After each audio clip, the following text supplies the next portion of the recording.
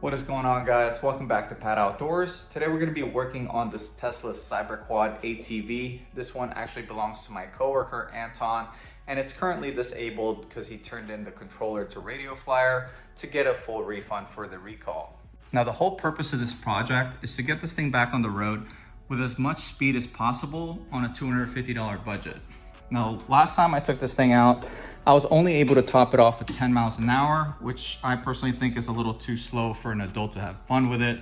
But considering it has rubber tires, a disc rear brake, suspension, and a metal frame, I think it makes a good platform for modifications similar to my Razor MX 650s, which both go 50 miles an hour, but those both run on a 72 volt brushless motor setup, which is obviously gonna cost a lot more than what we're doing to this thing. The main limiting factor of this setup is certainly gonna be the original battery, which he wants me to retain.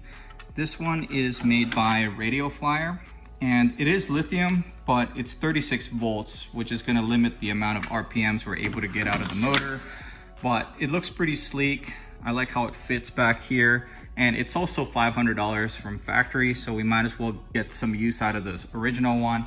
Now, if this was my bike, I personally would like to get a 72 volt 30 amp hour battery and jam it in here, since there's a lot of space in the center of the chassis. But this is his build, and we're gonna do exactly what he requested. Hopefully we can get at least 20 miles an hour out of this thing. I also really like the design of the charger that came with this battery, but while we're letting this charge some more, I'm gonna go over all the parts that we're gonna be using for this project.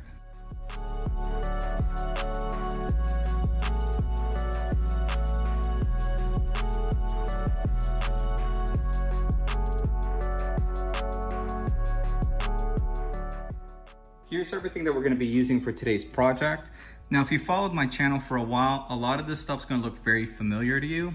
That's because I used a very similar kit on my blue MX 650 back when it was a 48 volt setup. This is a MY1020 brushless kit by Kunray, and it's rated for 1,000 watts, which is a lot less than what's on my bikes, but this is plenty for this quad.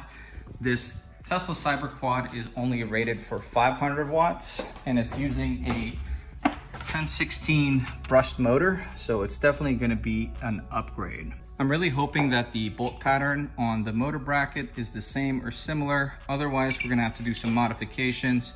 So this kit comes with a 30 amp 1000 watt brushless controller, chain and sprocket set, which we're likely not going to be using for this setup, hardware and toolkit, a twist throttle with a built-in 3-speed switch, and front and reverse. User manual, a junction block for the phase wires and the power wires, a keyed ignition switch, and another 3-speed switch, which we're likely not going to be using. I'm not really sure if I'm going to be using this because he does not want me to drill into any of the factory panels, but we'll find out. And if you are interested in checking out any of the items that we're using for this project, I will have everything linked in the description below.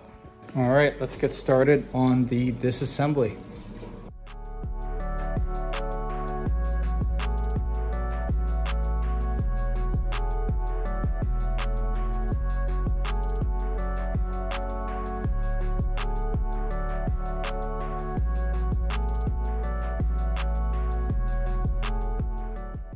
There was definitely an unnecessary amount of hardware holding the two plastic covers together on the rear axle. There were 9 total screws holding these two things together. But now that we got the covers off, we can take a better look at the drivetrain. It is certainly a lot different than what I'm used to with the MY1020s. I wasn't expecting there to be dual tensioners on here and this fat chain, along with this gear reduction housing with the huge front sprocket and tiny rear sprocket. I also wonder if this changes the rotation of the shaft, since these motors, I'm used to working on bikes with it mounted the other way. I wonder if that also reverses the direction, so I might have to wire the controller switch backwards for forward and reverse. We're gonna have to experiment some. Just using a 5mm Allen socket to remove the motor mount bolts from the bottom bracket.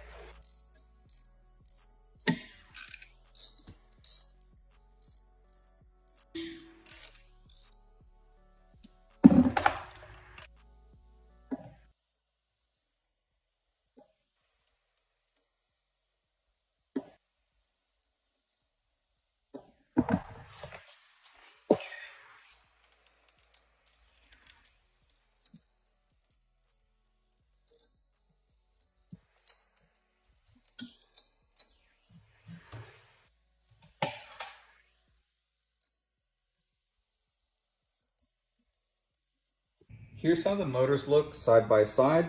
You can immediately tell that the Kunray motor casing is significantly larger than the original one.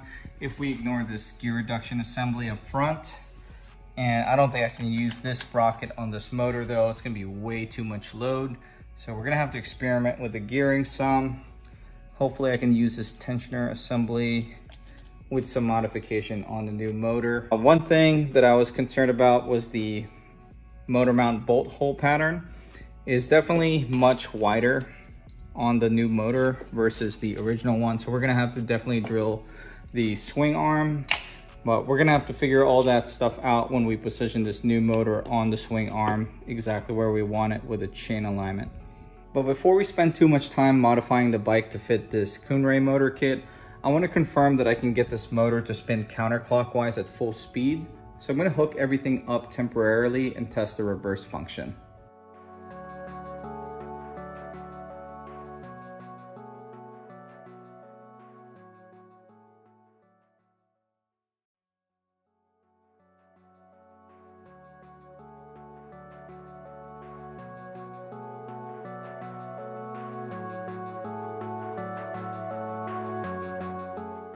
So I just made a temporary power supply cable to connect the battery to the controller so we can test this out.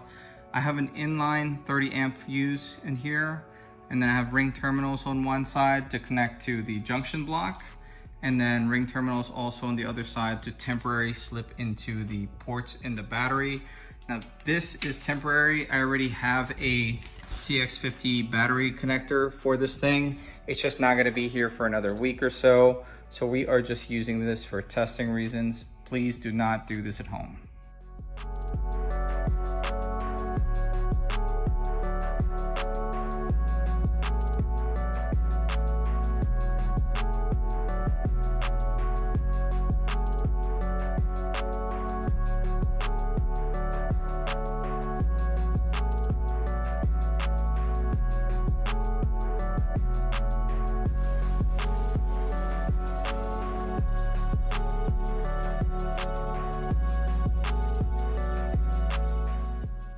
Here's how everything hooks up together per Kunray instructions. Power source and ground hook up to red and black on the controller, and then everything connects together on this junction block that's provided with the kit.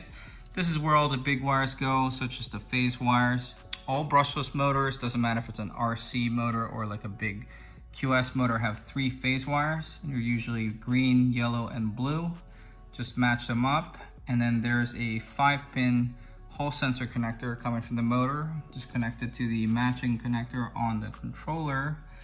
And then there are 3 separate connectors that hook up to this specific throttle, since there's 3 separate functions on this one. The first one's the obvious twist throttle, one is the speed switch, and the reverse switch. And each connector is already labeled from factory, so it should be pretty easy to figure that out. And there is a keyed ignition over here. These 4 connectors, or these 5 connectors, we're not going to be using. 2 of them are for the brake lever switch.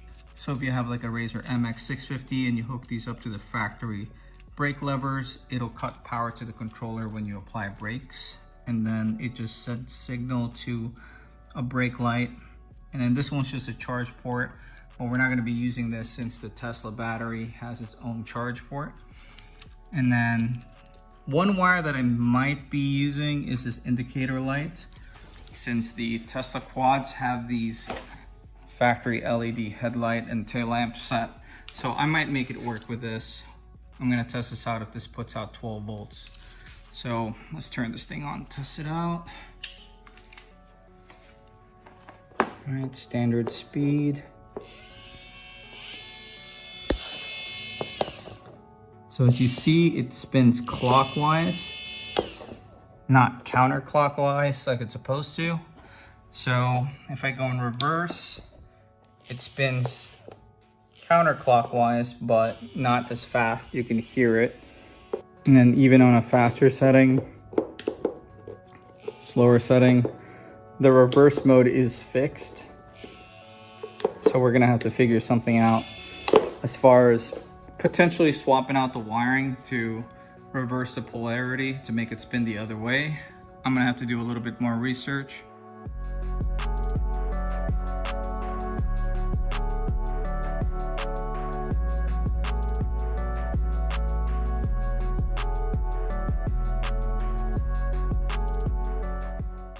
After reviewing some wiring diagrams and experimenting with a couple different combos, I was able to figure out how to reverse the polarity and the direction of this MY1020 motor. Starting with the phase wires, I left the green going to green, and then I switched yellow and blue. You'll see it's mismatched. And I tried turning the controller on and twisting the throttle. The motor looked like it was trying to go counterclockwise, but it was fighting itself and was making a bunch of whining noise inside. So I looked further into it and I saw someone online switch the yellow and green wire on the hall sensor connectors on the motor side. So you see it's mismatched. So those are the only two wires that I switched. I just depinned it with a picking tool. And let's confirm. Forward, middle setting, much higher speed now going counterclockwise. And if I go in reverse, it goes clockwise. So that is how you reverse the direction of an MY1020 motor. And here's a simplified diagram showing what I did in case you want to pause the video. Here's the general idea of how I'm planning on mounting the motor.